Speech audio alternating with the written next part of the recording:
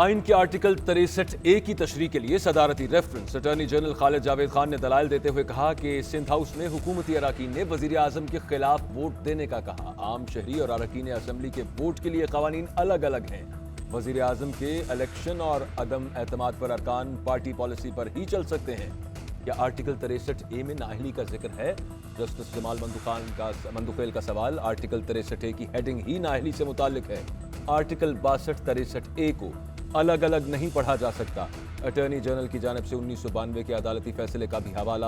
Chief justice نے remarks دیے کہ دوہری کشتی میں چھلانگ لگانے والے کو سیٹ سے ہاتھ دھونا پڑتا ہے۔ جسٹس منیب اختر نے ریمارکس دیے کہ چھلانگیں لگتی رہیں تو معمول کی قانون سازی بھی نہیں ہو سکتی۔ چیف جسٹس عمر عطا بندیال نے کہا کہ تمام جماعتیں جمہوری اقتدار کی پاسداری کریں۔ بار کی درخواست کو یہ عدالت اب صرف سندھ ہاؤس پر حملے تک محدود رکھے گی۔ سندھ حکومت کو اگر کوئی مسئلہ ہو تو عدالت سے رجوع کر سکتی ہے۔ ہمارا جلسہ اور دھرنا پرامن ہوگا۔ وکیل JUI کا عدالت میں موقف۔ آپ سے حکومت والے ڈرتے ہیں۔ چیف جسٹس عمر عطا بندیال کا JUI وکیل سے مطالبہ۔ چیف جسٹس عمر عطا بندیال کی آبزرویشن پر عدالت میں کہکا۔ عدالت نے کہا کہ PTI کی جانب سے ڈنڈا بردار ٹائیگر فورس بنانا افسوسناک ہے۔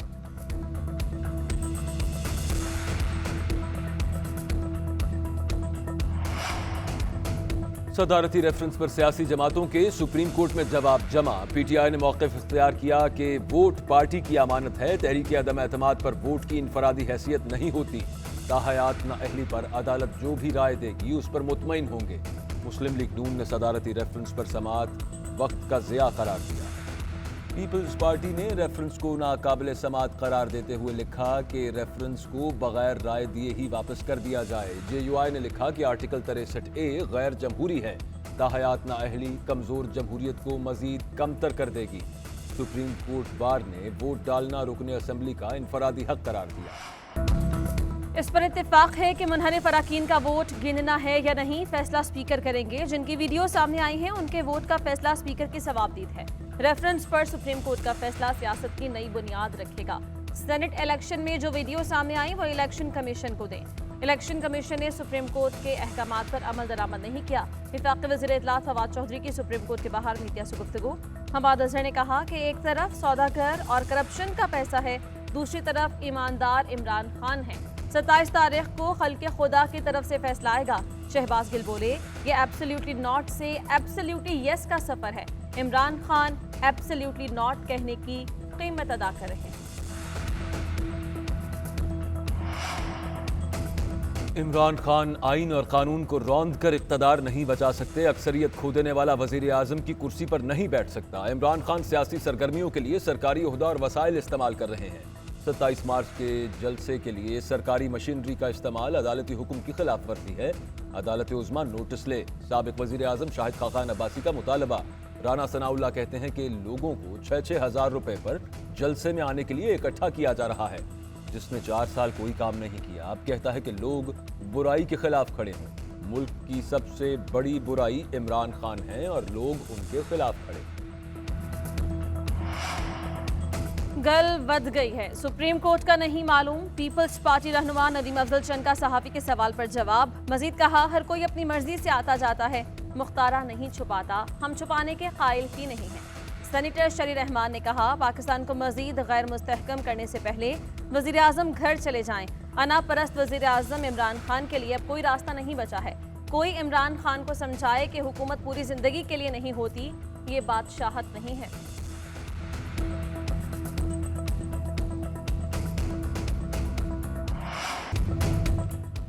چاہتا ہوں پوری قوم 27 مارچ کو بدی کے خلاف میرے ساتھ نکلے۔ ارکان اسمبلی کے ضمیر کی قیمتیں لگائی جا رہی ہیں۔ یہ لوگ عوام کے پیسے سے ارکان اسمبلی خرید رہے ہیں۔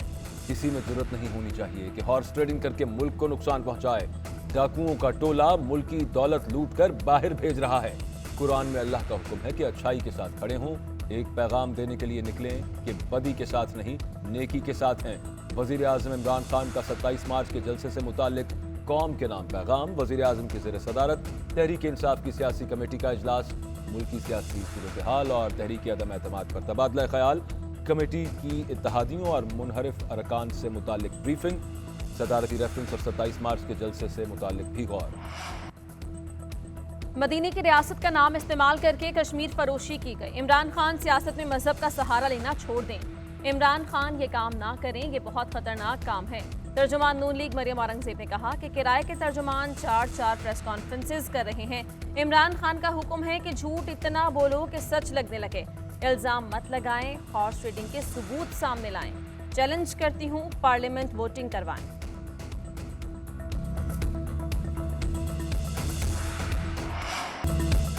वजीर दाखिला शेख रशीद ने मुल्क में कबल अज वक्त इलेक्शन का इंदिया दे दिया। लाहौर में प्रेस कॉन्फ्रेंस में कहा कि मुल्क में जल्द इलेक्शन हो सकते हैं।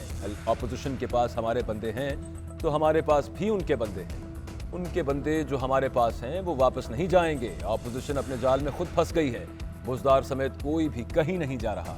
इत्तेहादी आखिर में फैसले करते होते हैं। उम्मीद है कि इत्तेहादी 1-2 रोज में फैसला कर लेंगे। नून लीग ने लॉन्ग मार्च से मुतालिक कोई दरखास्त नहीं दी। कोई शरारत होगी तो जिम्मेदार नहीं होंगे। सिंध में गवर्नर राज लगाने की मेरी दरखास्त वजीर आजम ने मुस्तरद कर दी।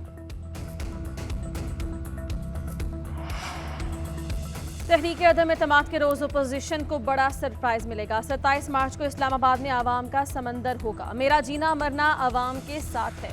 वजीर आजम इमरान खान के साथ चट्टान की तरह खड़ा हूँ। वजीर आला पंजाब उस्मान बुज़दार की गुफ्तगू। वज़ीर दाखिला शेख रशीद से मुलाकात में सियासी उमूर, अमन व अमान की सूरत हाल और तहरीक अदम एतमाद पर तबादले ख्याल हुआ।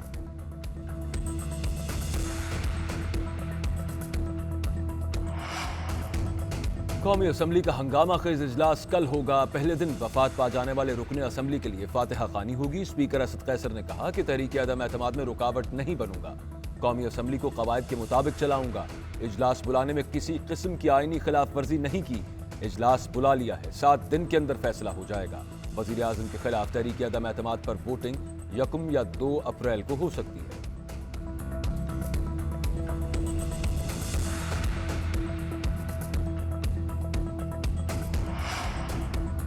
हुकूमती इत्तेहादियों को मनाने की कोशिश। पीपल्स पार्टी और MQ में अहम मुलाकात आज होगी। सियासी सूरत हाल और तहरीक अदम एतमाद पर तबादला ख्याल होगा।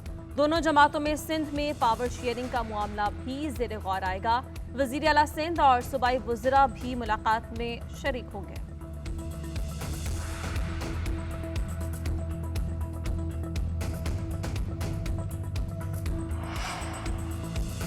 PDM के लॉन्ग मार्च की तारीख तब्दील। अपोजिशन का इस्लामाबाद की तरफ मार्च 26 मार्च को होगा। मुस्लिम लीग नून के काफिले मरियम नवाज और हमजा शहबाज की क़यादत में 26 मार्च को रवाना होंगे। 28 मार्च को रावलपिंडी में जलसा आम होगा।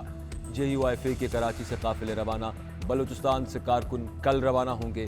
26 मार्च को मौलाना डेरा इस्माइल खान में काफिलों का इस्तकबाल करेंगे। मौलाना की क़यादत तमाम काफिले DI खान रवाना होंगे।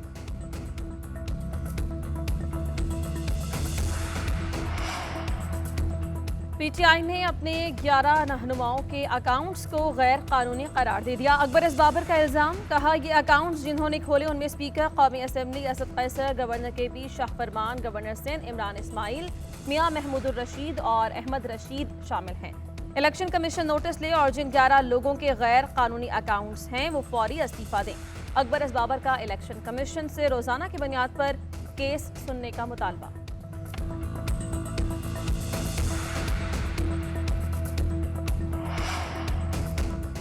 इमरान खान समझते हैं कि पाकिस्तान को उनकी ज़रूरत है, उनको पाकिस्तान की नहीं। वो समझते हैं कि उनकी रगों में दौड़ने वाला खून बाकी पाकिस्तानियों से मुख्तलिफ है। इस चक्कर में वो किसी को खातिर में नहीं लाए। जमहूरी निज़ाम में अपोजिशन को मानने से ही इनकार कर दिया। हुकूमत और वज़रा अपोजिशन वाला काम करते हैं कि असम्बलियाँ ना चलें। बहुत सी आइनी तकर्रियाँ अपोजिशन से मुशावरत के बगैर नहीं हो सकती, लेकिन वज़ीर आज़म कहता है कि मैं बात नहीं करूँगा।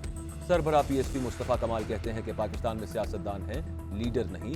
सिर्फ यही सोचते हैं कि अगला इलेक्शन कैसे जीतें। अगली नस्ल का कोई नहीं सोचता। वज़ीर आज़म इमरान खान की OIC इजलास के कामयाब इनाकात पर कौम को मुबारकबाद। ट्वीट किया कि उम्मत के इत्तेहाद की अक्कासी वसी पैमाने पर इक़दामात पर इत्तेफाक से होती है। मकबूजा कश्मीर और फ़लस्तीन, अफगानिस्तान में इंसानी बहरान और इस्लामोफोबिया पर तफसीली गुफ्तगू। वज़राए ख़ारजा काउंसिल के सरबराह के तौर पर पाकिस्तान आलमी सतह पर उम्मत की आवाज़ को मजबूत करने के लिए इत्तेहाद, इंसाफ और तरक्की के लिए शराकत दारी को फ़रोग़ देगा।